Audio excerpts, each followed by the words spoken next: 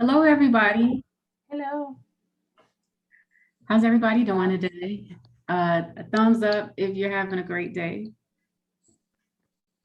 And if I know there's quite a few people on here, I am going to encourage you. If you're cool with it, you could turn your video on because this is like more of a discussion and a conversation. And then I'm going to throw some educational things out there for you as well. But it would be great to for us as we're interacting to kind of see your faces so that we could like feel that happy energy. So I'm going to share my slides and I'm going to go to the shared screen.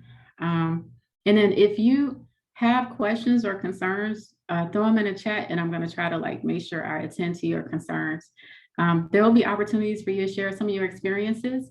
I got a question. How much time do I have this evening? We normally go, I would say plan to go till maybe 8:15 to allow 8:15, 8:20 just for any final wrap up and questions. Okay. So we can wrap up by 8:30. Okay, perfect. Okay, and I may not take as long with the presentation because it's more like discussion and sharing of experiences and so forth. So that being said, I'm gonna be asking people to participate. All right, so I got to share my screen.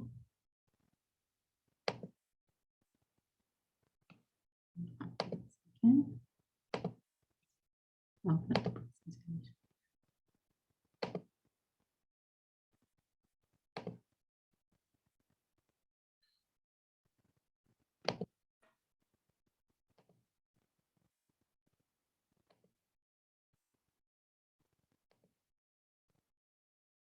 All right, can everybody see that? Thumbs up? Okay, perfect. All right, so today we're going to have a conversation about supporting our child's executive functions. And I think kind of what Yvette was saying about, lost my train of thought. So part of what Yvette was talking about in terms of my background and some of my research, so I did a lot of work with children with ADHD, and part of my degree program required me to do evaluations on kids who have, at that time, we didn't know what their diagnosis was, right? We do the evaluation and the outcome of that eval would tell us, one, what the diagnosis is, and then we make recommendations for treatment. And a lot of times the recommendations had a lot to do with executive functioning. And so there's like a ton of coping skills and strategies, but as we get through the presentation, some of the things you'll see on the slide, some of it I'm just going to speak from experience, and then I'll ask you all for your experiences as well. And then the other thing I was going to share was, just like Yvette said, a lot of my work with the Army and the Department of Defense, I keep separate from what I do here. So here's my disclaimer so you all can see.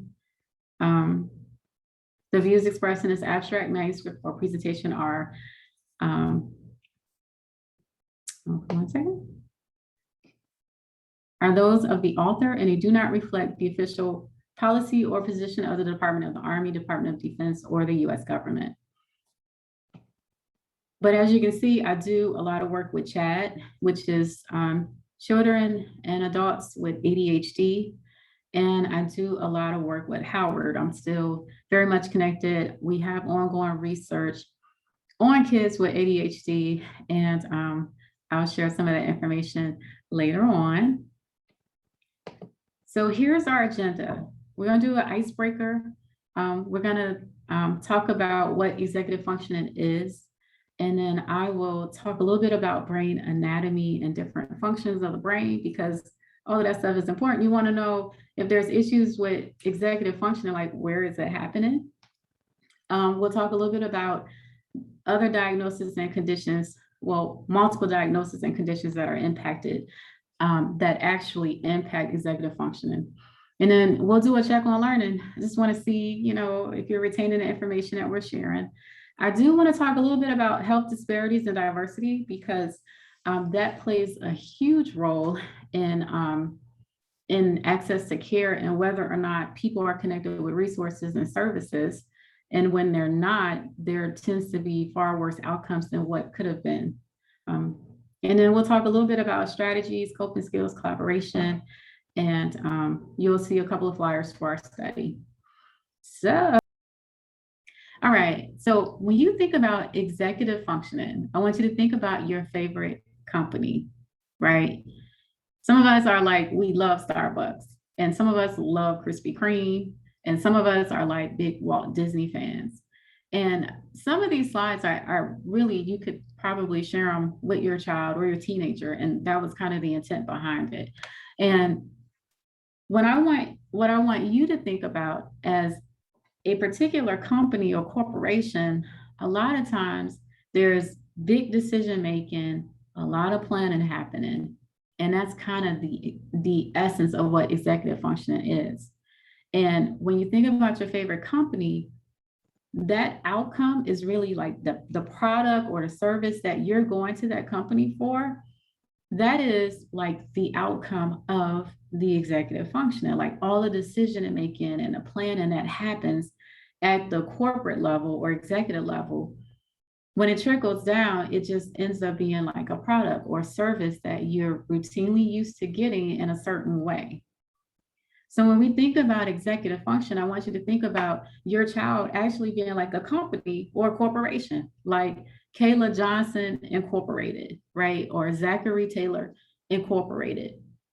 And so when you think about your child as like a company or corporation, think about them being like their own executives. So the decisions that they're making, a plan and an organization, all of that feeds into the type of product or deliverable that they're going to have. That product or deliverable is going to be the outcome. And so our goal is, what do we need to do to help our young executive be able to deliver products and services that that are equitable, or that we love, or that we appreciate, or so forth, that they're successful at. All right, I'm going to the next slide. But everybody, are we cool? Y'all kind of get that mindset or that concept? So a definition of executive function is basically the cognitive process that organizes thoughts and activities, prioritizes tasks, manages time efficiency, and makes decisions, okay? It's a set of mental skills that include working memory, flexible thinking, and self-control. We use these skills every day for basically everything, to learn, to work, and our just daily management of our tasks. So when there's trouble with executive functioning or executive functions, it makes it hard for us to focus, follow directions, handle our emotions, and absolutely manage time. So there are seven types of executive functions. Okay, there's proficiency and adaptive thinking. So being able to think flexibly, right? And when a situation changes or something in the environment pops up or there's a stress or an adversity, is being able to think through it and get on the other side of it. Planning. Planning is so important. And think about, and I guess for us, it's so relatable to us, even as adults, that when we step into a situation and we don't have a plan, it feels chaotic. In the moment we come up with a plan that seems doable, all of a sudden our anxiety goes down, we feel less stressed, and we're able to kind of do a better job of managing the situation. Then there's self-monitoring. And a lot of our scenarios are related to one of these areas of executive function, or maybe even more than one. So self-monitoring is not so much, there's emotion management, but then there's just being able to monitor yourself to stay on task. You know how you're maybe working on an assignment and you're like, okay, I got through the first 5 problems. Good, I got 5 more, I gotta go. And you're kind of staying on task and following through. All right, now I got the first 10 done. Oh, you know how you turn the page and it's like 20 more, and you're like, dang, I got 20 more to do. So you're like, now I'm gonna take a snack. I'm gonna take a break, get a snack, and then I'll come back to it. But you honestly come back to it, right? You go back and you finish those other problems. That's self-monitoring. And we all are capable of doing it. And I'll get into kind of the flip side of being able to carry out executive functions.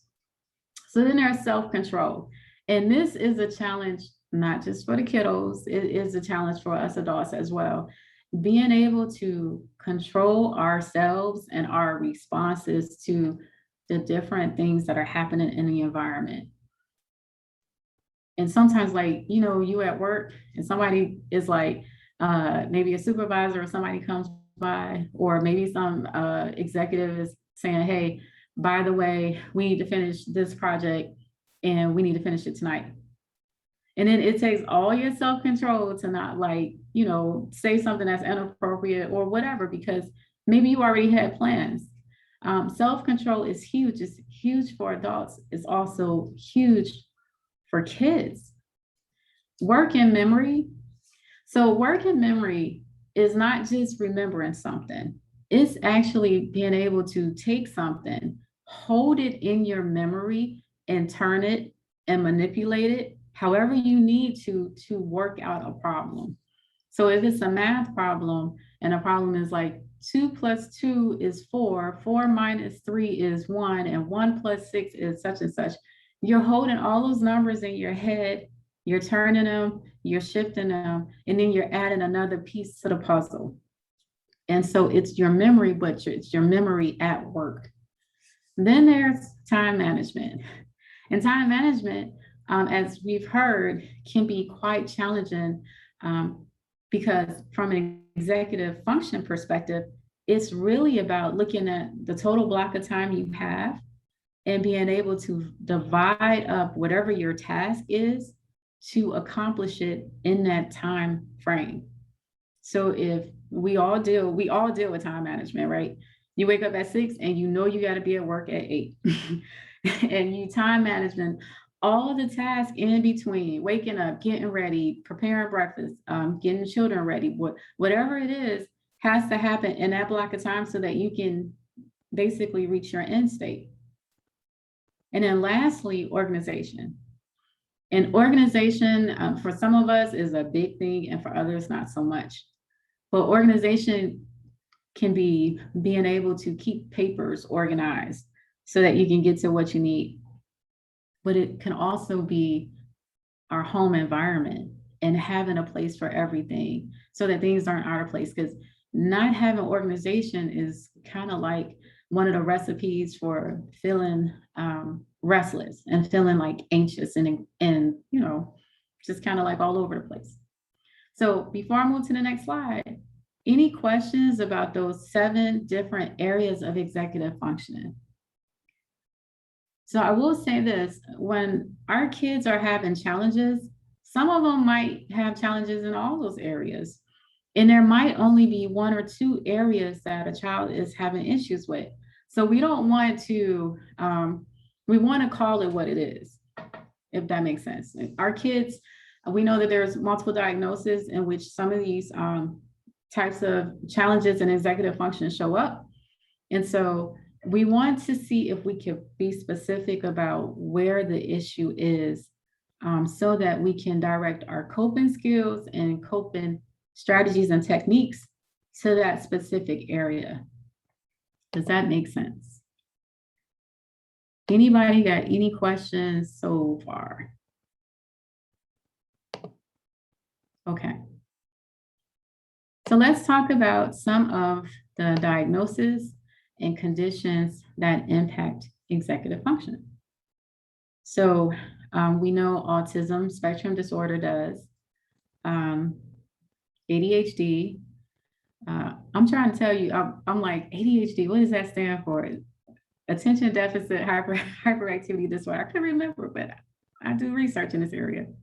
Okay, learning disabilities, other developmental delays. And so that might be developmental delays with speech, It could be developmental delays with hand and eye movement coordination. It could be developmental delays in any area. Just having challenges with working memory. Now, trauma can absolutely impact executive function. Grief, loss, those are areas that could absolutely, those are conditions, right? They're not a diagnosis necessarily, but they're more like experiences or adversities that could affect our executive function. Health disparities, and I really want to make sure I talk about health disparities. So I think I got a slide where I can just get more specific about it, because that's a huge thing. Language and communication barriers, right? So if we have a person who has immigrated to the United States and they're not as savvy in the English language, and with all the things that's been going on, the United States has a large refugee population. We want to be mindful that they may have issues with executive function, and it could just be related to communication, anxiety, and depression. So we could absolutely have challenges just based off of anxiety and unrest. And that could be related to situational factors. Sometimes anxiety is a biological factor. And we could probably talk more about that if anybody wanted to expand on that conversation. Depression, Tourette syndrome, obsessive compulsive disorder. Oh, I put Tourette's up here twice. Okay. I'm gonna make sure I get rid of one of those. A brain injury, even a concussion could impact executive function. Excessive stress, and oh my gosh, sleep. My research, I talked about it being related to ADHD. The other component is sleep, and sleep could absolutely impact executive function. And substance abuse. So alcohol, marijuana, edibles, CBD, not necessarily CBD oil unless it's excessive, but yes, substance abuse. Any questions about these conditions and why? So before I move on, I want to highlight a few conditions and just give you just a little bit of backstory on things like trauma. Because sometimes we don't identify trauma for what it is, but I want you to think about trauma being just something really bad that happened that you weren't prepared for. Not just wasn't prepared for, but are still contending with, trying to make sense of it. And then think about our kids. And it may not have been something like that a parent did. Maybe something happened at school. Maybe COVID-19 happened. And they're still contending with that, because with that came a lot of loss of friendships, relationships, loss of independence. I'm just encouraging you to really think about how these things that happen, they absolutely impact us in different ways. And executive function is an area that could be affected. The same thing with grief or loss. So as adults, when we lose someone, we might be able to cope and manage. But for our younger children, our teenagers, maybe not so much if they don't have skills and have been taught how to deal with grief or loss. And loss could be somebody passing away, but it could absolutely be a relationship separating. And then that relationship could be like a divorce, but it also could be like somebody who's been in a family for a long time and it's a breakup. It could be a relative going off to college, and it's somebody that your child was very, very close to. Or it could be the family relocating and leaving a bunch of friends, or like a neighborhood that felt like family. And that could be the experience of your child, but that could be your experience too. And of course, anxiety and depression. And anxiety is, a lot of times I think about it as like the absence of having a plan or a way to deal with something. And so it's the fear of the future, the fear of what's going to happen if things don't work out. And so we focus all our attention on what's going to happen if things don't work out, or I don't know what's going to happen. And then that absolutely kind of takes over. And then depression. And that could be some sadness related to any of the things we talked about, something traumatic happening, but it could just be some sadness that might be biological, that we might have inherited. And it doesn't mean that that the depression cannot be dealt with, or you can't have happiness. It just means that you're in tune with what's going on for you. All right. So, any questions so far? Okay. So when I'm living my life on the edge, I like to have Sprite and like raspberry lemonade mixed together. So I think that's my version of a drink. I think I need a drink. Okay, so here's the brain. And I want you to see that the brain has different areas that do different things. And I'm probably preaching to the choir because we all know this, but I want you to understand like the brain is divided up in lobes, LOBEs, right? Different sections of the brain do different things. Even the brain stem, right? It's controlling our balance and our blood, like our breathing and all these consciousness and just different things, which is, wow, I didn't know that the brain stem does that. Okay, cerebellum, this purple piece right here. What I really want to focus on, so I can tell you generally this back part of the brain, the occipital lobe, is about vision and visual type things, right? The parietal lobe right here, almost like at the top of the head, is about like the senses, like touch and perception and stuff, right? And academics and math. Wow. Okay. But here in the front is the frontal lobe.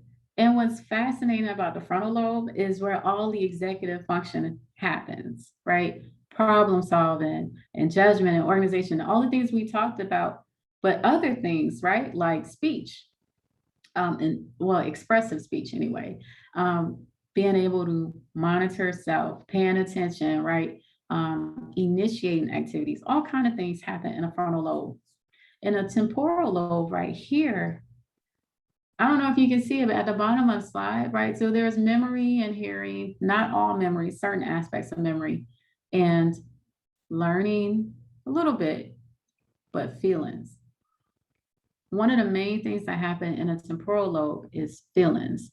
And there's this little bitty structure. It looks like it's probably maybe the size of a peanut M&M, and it's called the amygdala. Now, why would we be talking about the amygdala if we're talking about executive function? Well, I'm glad you asked, right? Because the amygdala is the part of the brain, it's probably one of the first parts of the brain to develop, right? And that's all of our emotions. And we know how when we get in our feelings, how we can be. Emotions drive behavior, okay? So when the brain develops, that amygdala is very real, right? And so we are very much in tune with our feelings, and our feelings are absolutely driving how we behave. And I will share this too. There's a relationship between our thoughts, our feelings, and our behaviors. Okay, so we have the thought, and the thought drives our feelings, and our feelings drives our behavior. So if this area of the brain, our feelings, is like the first part of the brain to kind of like be fully functional and ready to go. All right, so my feelings is all the way live. But this part of my brain that really drives my thinking, oh, that's the part of the brain that is the last part to fully develop. So structurally, the brain is all the way there, right? All of the pieces are there, all the lobes, the brain matter, all that beautiful stuff, neurotransmitters firing left and right, and those are the chemicals in the brain. But at the very front, the frontal lobe, it's the last area of the brain to fully develop functionally. So all of these things, problem solving, judgment, planning, that is like the last part of the brain to fully develop. So that means my feelings and impulses are firing, but my thought process and the way that I plan and organize and the way that I manage those feelings may not be fully developed. So they say, I'll just be honest, that the brain doesn't fully develop until the age of 26. Now that's bad news if like you got a youngster and you're like, oh my gosh, like he 18 and he still ain't got it. The good news is that even though these areas haven't fully developed, we can create neural pathways.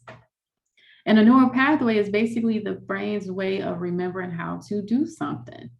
And the beauty in creating a neural pathway means I can teach you something. Kids are trainable, adults are trainable, right?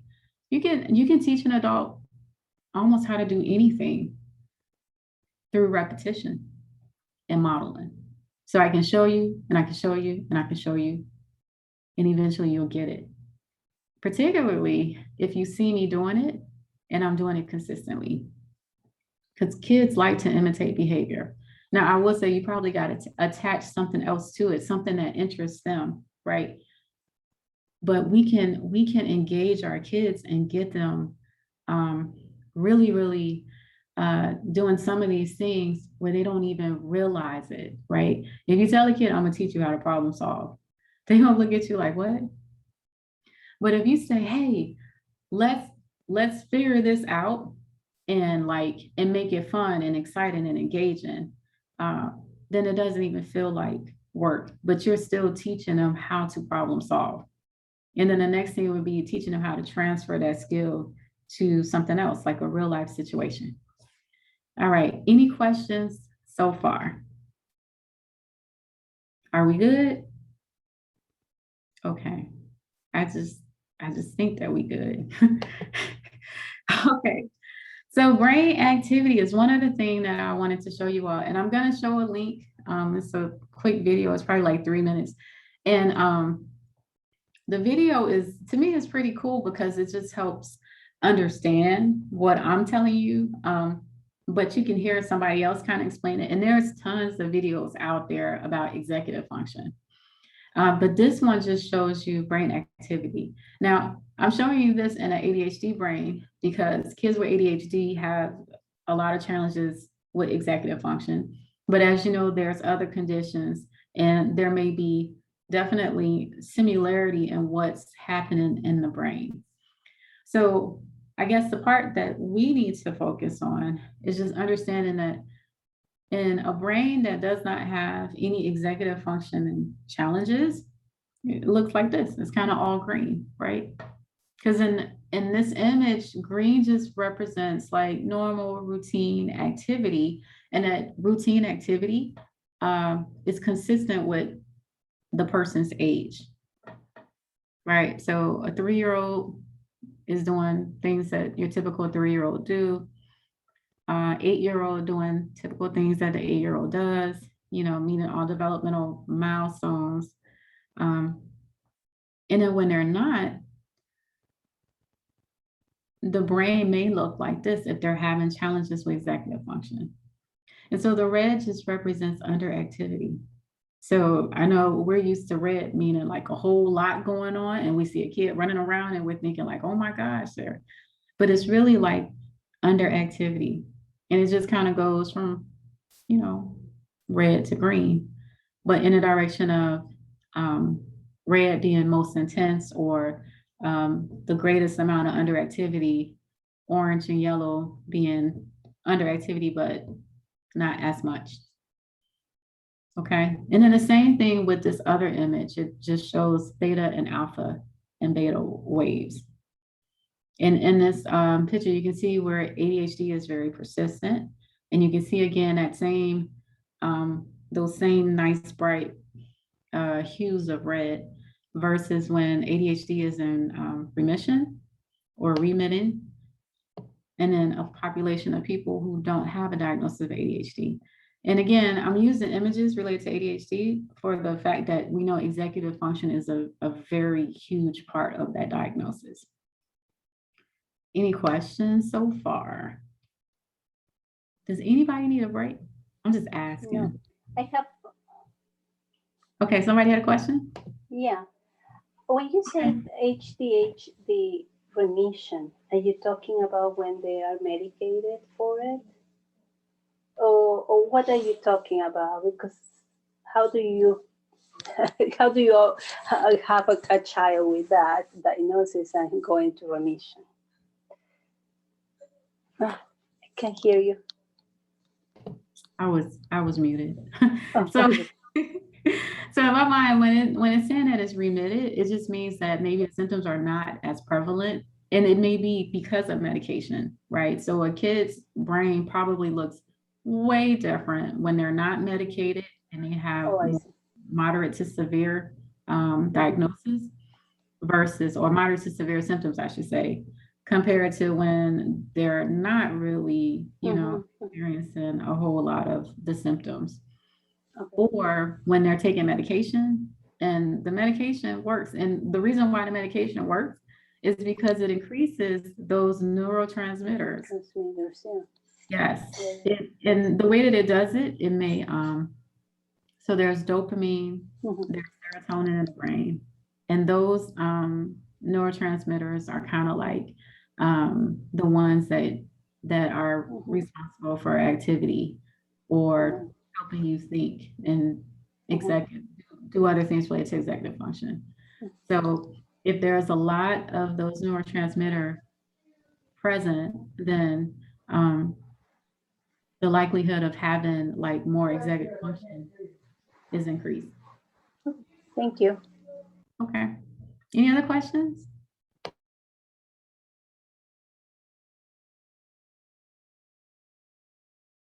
Oops, it's muted. Okay, so I'm going to show you the video and then we'll do what we call like a check on learning. So bear with me.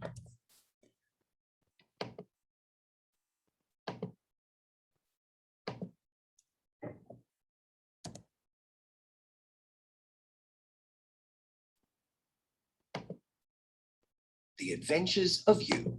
Okay, can you see the video? Nope.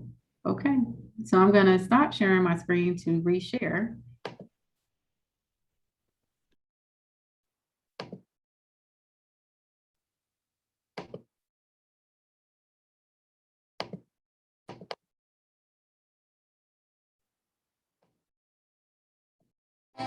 Part 2. A brain full of lasers. Can you hear that? Inside your brain are 3 amazing powers: impulse inhibition, working memory, and mental flexibility. Scientists call these executive functions. Each one builds on the next, like levels. Level 0, sleepwalking. If you have no executive function at all, you have no control over your choices. You do whatever comes into your head. You lose your temper easily or treat people badly. You don't pay attention or plan ahead, so you make the same mistakes over and over again. If something doesn't go well, you just give up. Because you get distracted easily, you can't practice enough to get good at anything, so you never grow, you never get better. Level 1. Impulse inhibition. Impulse inhibition stops you doing whatever it is that pops into your head. It helps you stop and think. You might think whether what you're about to do is smart or safe, kind or fair, useful or productive. When you stop and think, you begin to take control over your life. Level 2. Working memory. Impulse inhibition helps free up something in your brain called working memory. Working memory is awesome. It's what lets you keep in mind more than one thing at a time. You can keep in mind your goals and priorities, or other people's thoughts and feelings, or all the different things happening around you. You can handle more complex tasks because you're able to think about more steps. And with strong working memory, You can plan and manage your way through even the toughest of challenges. However, what if things don't go according to plan? Well, that's when you need Level 3, Mental Flexibility. Finally, at Level 3, you have the power of mental flexibility. This means you can not only keep different things in mind, but you can combine them to create new plans and ideas. You can find new ways to manage yourself, new ways to learn, new ways to get along with others. You can work with people to solve big challenges. You can experiment, innovate, create, go beyond your limits, beyond your normal, into something new. At Level 3, you are a true adventurer, equipped to make your way in the world. But where are you now? Level 1? Level 2? Level 3? Level 0? It's Level 0, isn't it? Is that what you wanted? Where did you want to be? There's a way to get there, you know. In the next video, you can watch it now. Or you can watch those crazy cat videos. They're awesome. It's still your choice.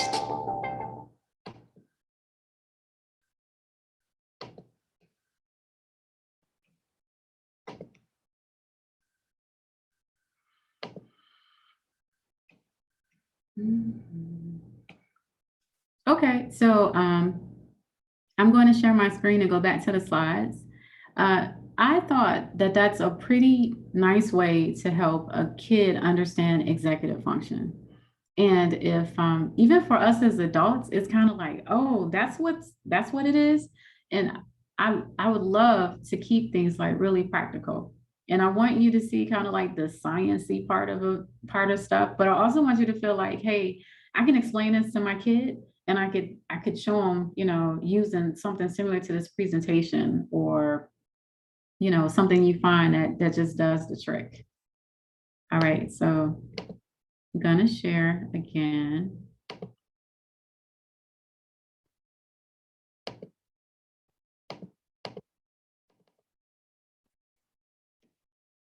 Okay.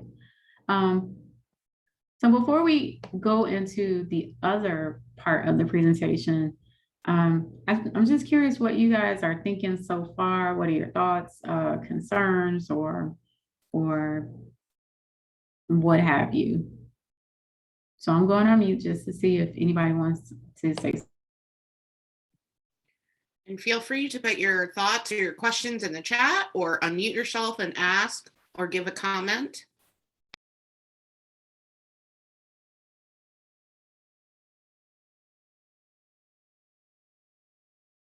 Hi, this is Fiona. I think what's hard that I'm finding a little bit hard, but I know, you know, it's not like it's impossible. It can happen, but encouraging my kids to write things down, especially since they were doing virtual learning.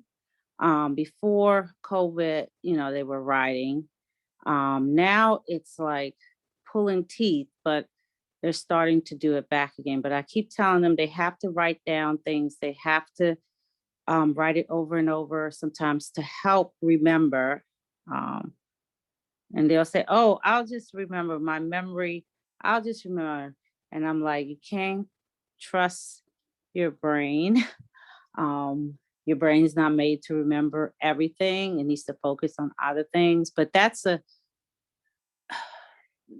challenge I have. So if you have any suggestions on that, I've been trying to get them to even draw pictures or use color pencils and stuff, just so they can make it more fun, but for them to understand, if you don't write it down with your working memory, you don't have very great working memory, and to help, but it's a challenge. Okay. So one thing that I know with kids is like some of them do not like to write. And if that's not their thing, that's okay in regards to like, I mean, because think about it, they got to write for school and do homework and stuff.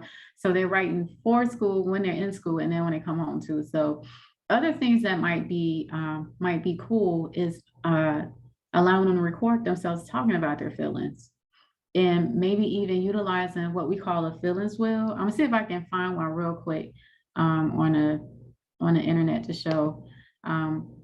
But a feelings wheel is always cool, or one of those charts that has all those different faces and the feelings underneath, and just asking them to identify the face that they're experiencing. And you can say, well, what was you experiencing early today? Has it been like that all day today? And helping them decipher, like, at what points of the day caused them to feel what they were feeling, and let them reflect and talk about, okay, well, it was, I remember I was feeling like this at lunchtime, and it might be the hungry face, or it might be an angry face. And that just kind of gives people an opportunity to talk about what's been going on. And when kids talk about their feelings, that in and of itself is therapeutic. Like, that's an outlet. Just being able to talk about it and acknowledge it is teaching them a coping skill. So let me see if I can find one real quick.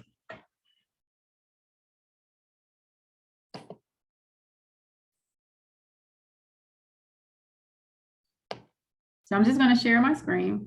I'm going to stop sharing it on a PowerPoint so that I can show you what I'm talking about.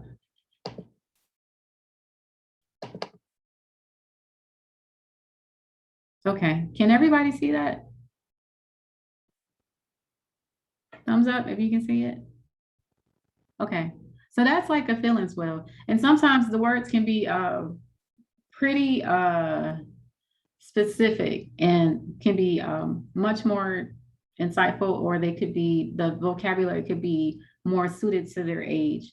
But this just kind of helps talk about what you're feeling. And for our teenagers, it might be easier for them to use something like this with more words.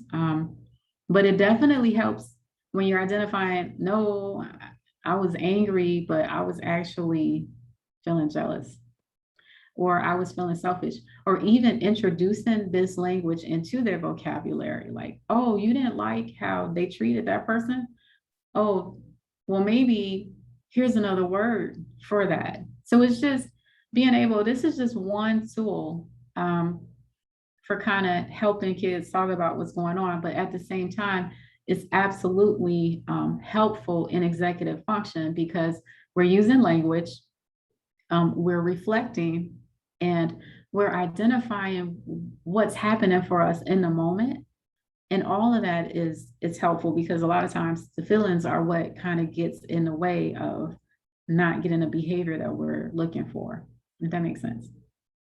And let me see if I can find the other thing I was talking about. Dr. Walker, can I, pardon my indulgence for a second. I want to make sure we have time for you to cover the strategies. I made an error. This presentation ends at 8, and I want to make sure we have time, particularly, I think there are a lot of people who are interested in knowing how to help with memory and help their children with remembering and focusing and attending. Yeah, absolutely. We could head there right now. Yes, yes. Okay, so the other thing I was talking about is just has faces, different faces, and that's also a tool. So I will go right into coping strategies, and then we could talk a little bit more about other stuff if you're interested. So one of the things, when a child or an adult is dealing with challenges with executive function, I want you to know that there's a difference between coping strategies and then there's techniques. So a coping strategy is just how to cope and manage a lot of times yourself or the situation. The technique is something that you could specifically do that actually is like the vehicle for that coping strategy to occur. So with executive function challenges, a lot of times we see the emotion aspect of it. We see like frustration, overwhelm, resistance. So to deal with that, it may be implementation of something like deep breathing, mindfulness type activities. And there's a lot of apps that you can find that are free that can guide you to do that. And I encourage parents to teach that skill to your child. And the reason why is because when there's challenges with executive function, there's absolutely an emotional aspect to it. I'm just hoping that that makes sense, because with something not being able to work out, there's a ton of frustration, a lot of times frustration. And then there's a lot of something must be wrong with me. And then a lot of times parents deal with something very similar to that emotional reaction. So having a coping skill to deal with the emotional aspect of what you're dealing with is very important. Relaxation and self-regulation. So it's the integration of different things like music, having specific playlists, like comedies. There's other things that we could kind of integrate into just being able to manage and self-regulate. So other things that are good for self-regulation could be like somebody mentioned earlier, Fiona mentioned about like having timers, right? Also kind of building up to the behavior that you're looking for. So taking the ultimate behavior that you're looking for, like full regulation, where you can really manage yourself, and chopping it up into smaller steps or pieces. So what that might look like is if a child is dealing with stressful things happening in their environment, teaching them how to stop, maybe find if they can find a comfortable space, or even maybe ask for permission to have like take their own little time out. It could be being able to, I just had a thought, but I lost it. But it's really about looking at self-regulation into smaller pieces and then managing those chunks. And a lot of times with executive function, it does require us to break things down. And then when you break things down, you practice that one step over and over again until you get it.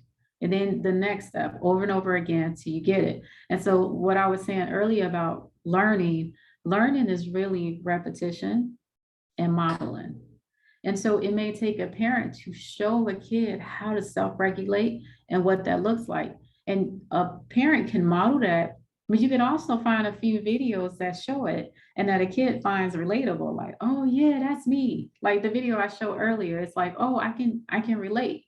And so that's just one way to look at self-regulation. The same thing with relaxation. And I always talk about things like deep breathing and so forth, because it's so important to being able to manage yourself emotionally before you can get into developing some of the other skills. So processing, because I know one of the key components of executive function is processing, like processing speed, being able to process information and problem solve. So for processing information, it's really taking time to slow thoughts down and teaching kids how to stop. Like I've showed you the relationship between thoughts, feelings, and behaviors. Well, at the thought level, it's really, about being able to stop and kind of think about the outcome that you're looking for.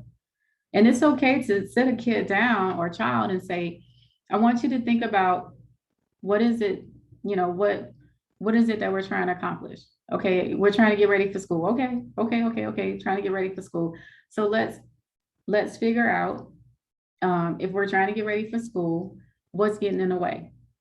So it's just kind of being able to slow things down and evaluate like where we are. And that kind of helps with processing information, if that makes sense, breaking things into smaller chunks and not expecting a child to like fully grasp everything at one time, and being able to separate thoughts from feelings. Does that make sense? Okay. So another coping technique is implementing scenarios. So if you think about like having a story or an example, or having a kid make up a story, or you make up a story, those are really good for helping people with certain executive functions, because it doesn't feel like it's them until you make the connection between, so this is what's going on for Sandra,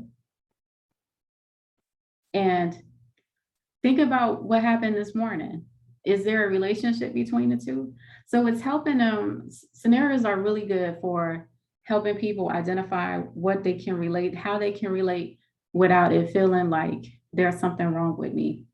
And then that's a learning opportunity, because then we can walk through, okay, here's how we would manage this type of situation. Another thing might be expanding interest to include more topics and tasks. So I know with our kids who have an ADHD diagnosis, their brain works differently. So for all kids, there's things that they're really, really good at, and then there's things that they have challenges with. So the idea is to help you really build out those things that you're already good at, and then expanding skills from one activity to the next. And the same thing with interest. So maybe you have a kid who has an interest in comic books, a certain type of comic books. So maybe exposing them to other type of comic books helps them to kind of expand a little bit. And then maybe making the connection between some of the comic books and maybe small books, and then moving from small books to larger books. But at the same time, again, just keeping them interested and engaged so that they can make the leap to the next thing, even when there's tasks like things to do around the house, like household chores, homework, sometimes pairing those activities with things that they like to do can help you develop a particular skill set. So if it's like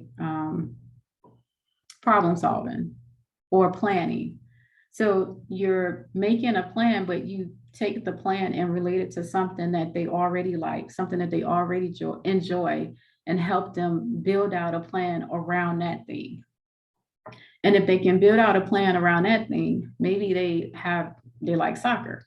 And so you can say, okay, let's build a plan about like, help me create a plan for a soccer game. That could just be an example. And it can tell you what you need, what type of sporting equipment you're gonna need, and how many players you're gonna need, and what the rules are. And you let them kind of plan it.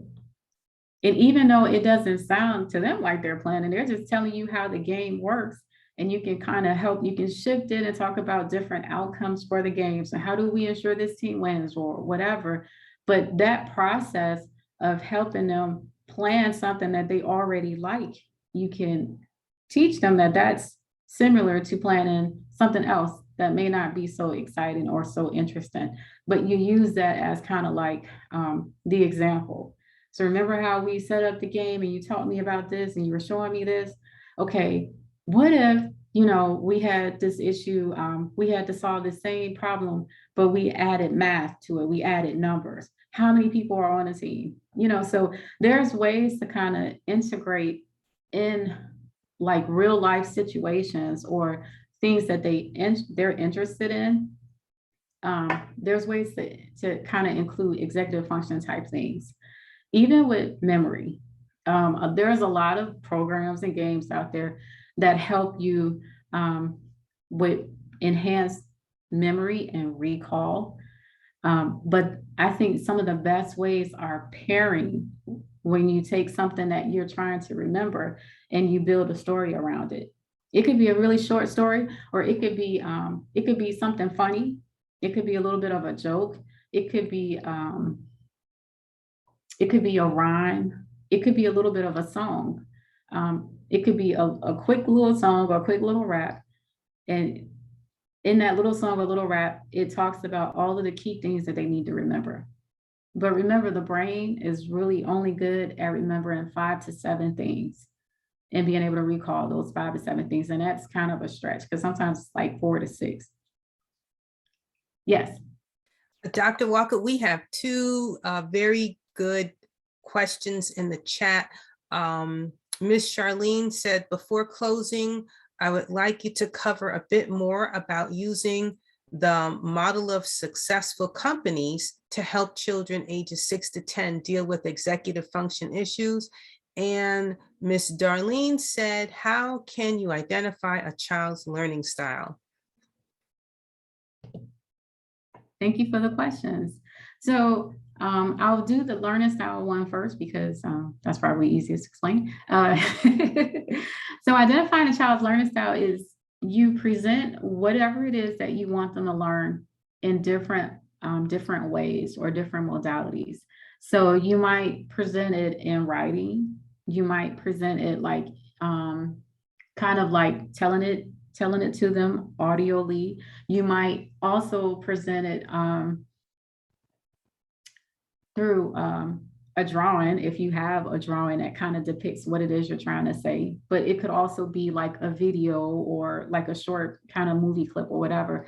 And then there's hands-on. So you can actually allow them to do what it is that you're trying to teach them.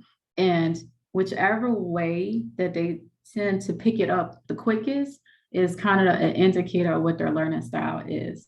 You can also, talk to teachers and they can tell you, like when their child is present, where do they see them excelling the most? Like what subject and what is it, kind of like, and a lot of this kind of comes from classroom observation, or even them telling like, well, I was able to do really good on this because, I watched this video or I read it. And so those are kind of indicators of their learning styles.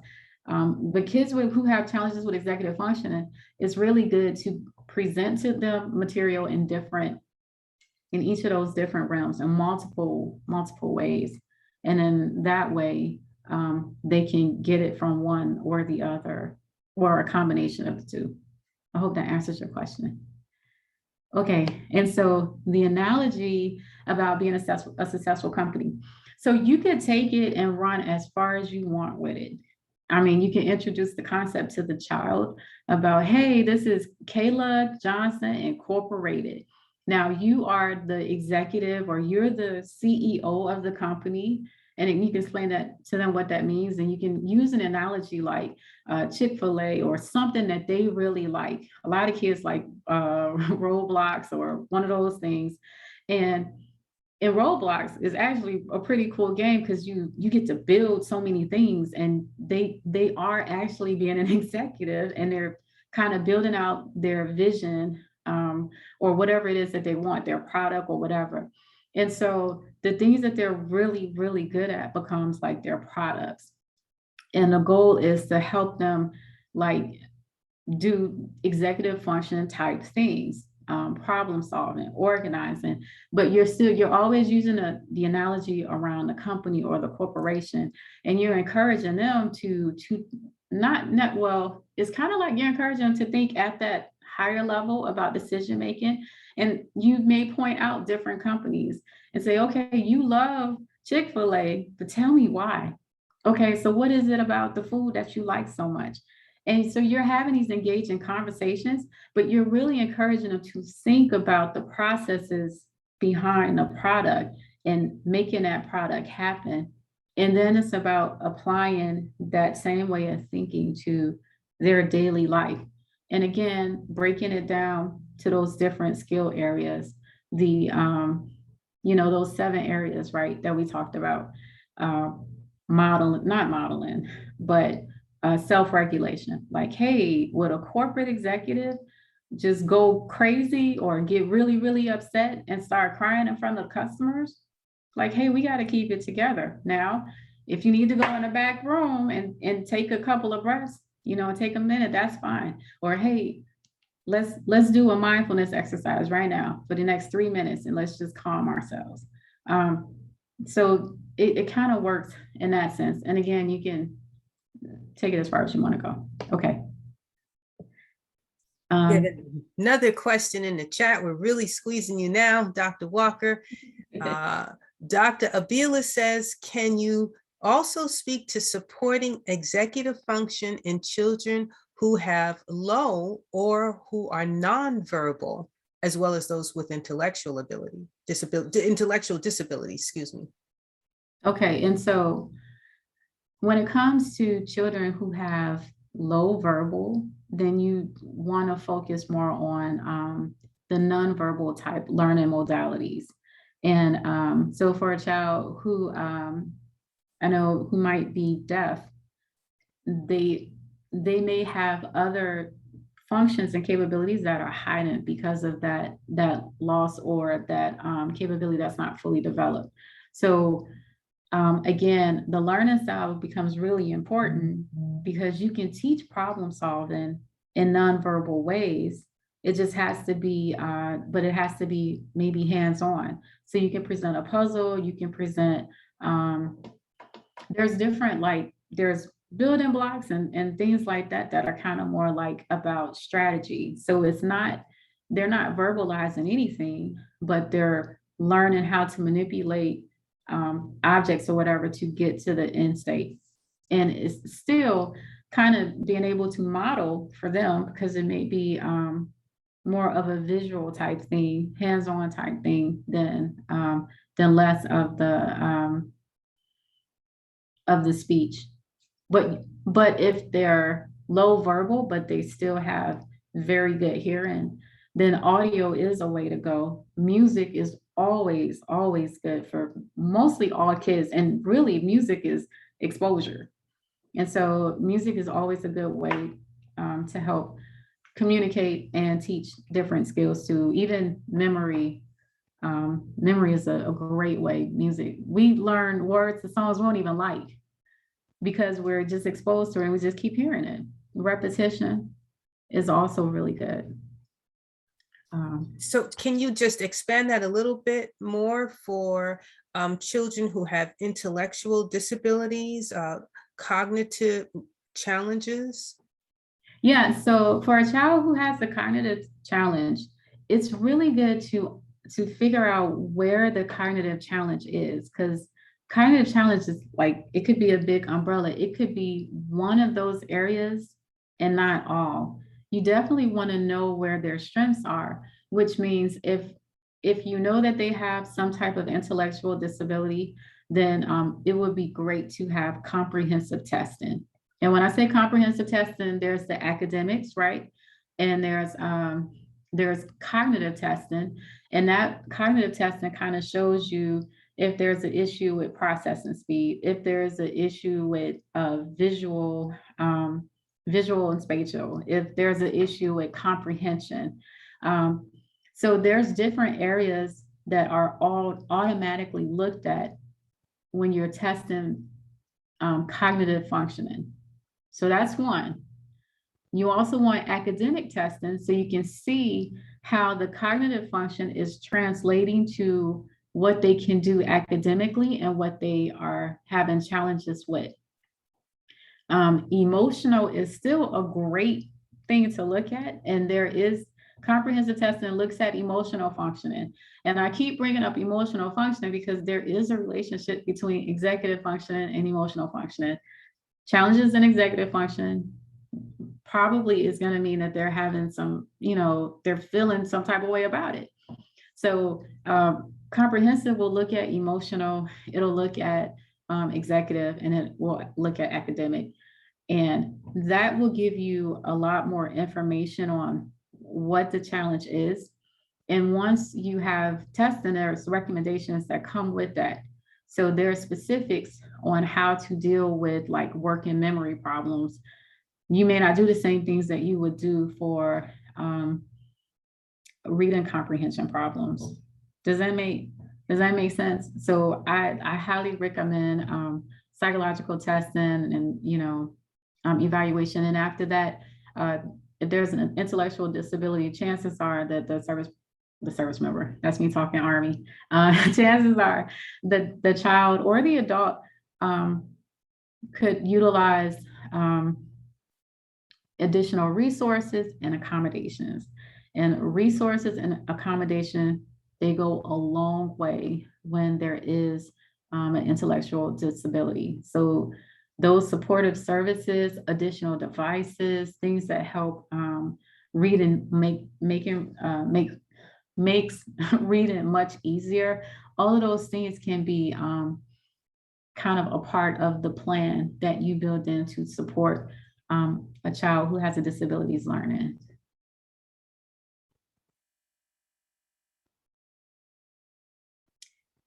Yes, Abila was talking about the importance of neuropsych testing, and neuropsych testing is really looking at those functions of the brain, and it looks at it even at a more detailed level.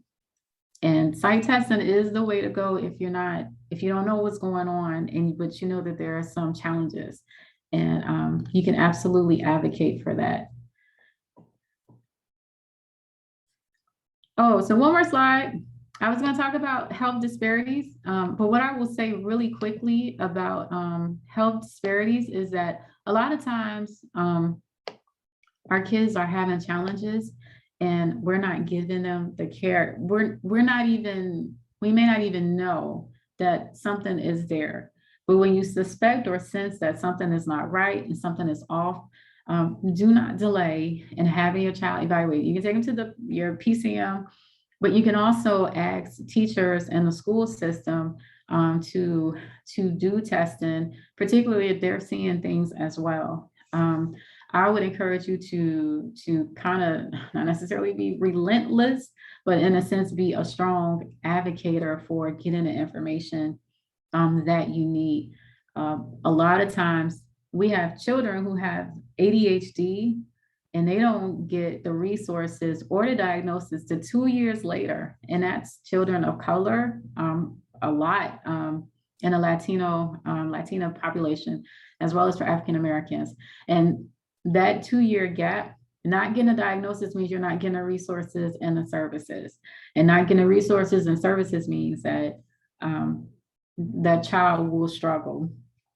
And it increases the likelihood that they'll fall behind and experience significant challenges with getting caught up. So the sooner we get our kids evaluated and we know exactly what is and what's not, the easier it is to get the processes in place, whether it's IEP or 504 plan, or just some tier 1 type support or resources, or even tier 2, whatever it is to help them just cross the bridge and get their skills up. So here's our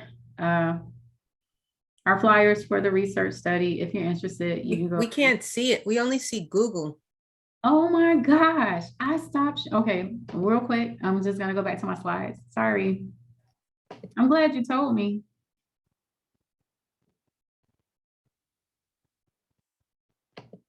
And please say something about the PG Chad also.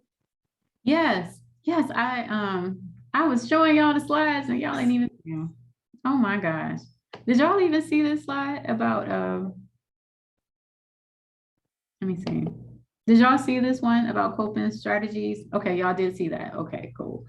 All right, and so then this was the one about. No, we didn't. We didn't see the slide about, but we will send the slides. We did not see the slide about coping strategies, but we will make sure slides are available to all the participants.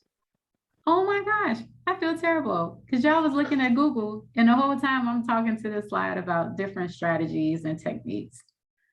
Oh, please forgive me. Okay, maybe take a picture of it with your phone before I switch, and I'll show you the PG County chat information. Oh, I said I'd give you a second. My bad.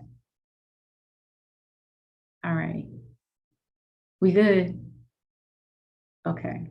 All right, so this is we're Prince George's County Chat Chapter. We just got started last year, so we are still building.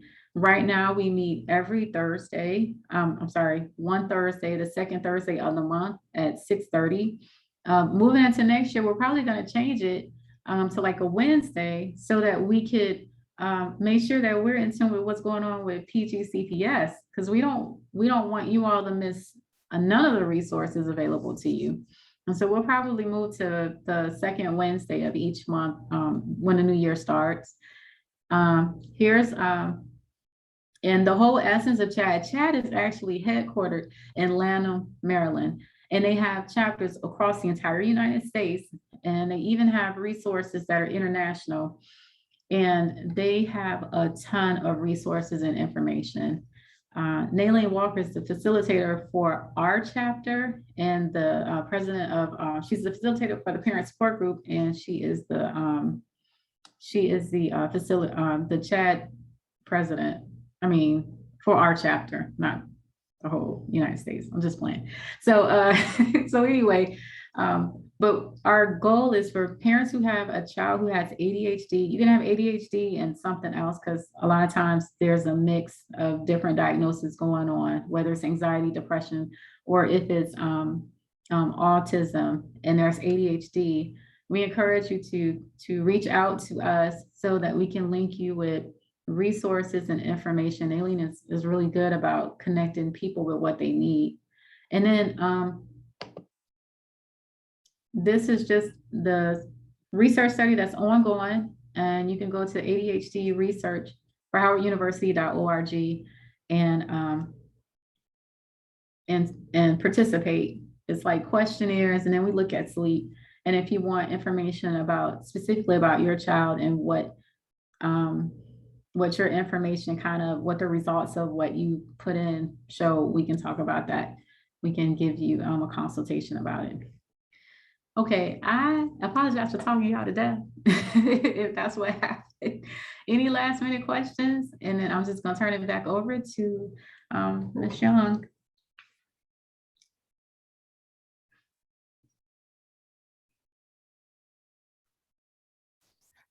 Dr. Walker, we want to earnestly thank you for such a comprehensive and detailed presentation on executive function. We are so grateful for your time. We are grateful for all the participants. We know every participant benefited from the information that you shared. Also, we want to highlight that we have 2 upcoming support groups and another upcoming presentation for our fall mini conference. Marcy, what else do we need to say? Just to let you all know that I will be sending the slides out probably within the next week. This presentation was recorded, so by the end of next week, it should be up on our YouTube channel. And when I send the email to all participants, we'll send you those resources as well. And we're really grateful you turned out tonight, and everyone have a wonderful night. And thank you, Dr. Walker. Thanks for having me. I really appreciate it. It's been a blessing. Thank you. Yes, thank you. Excellent. Thank you. Bye, Dr. Walker. Thank you.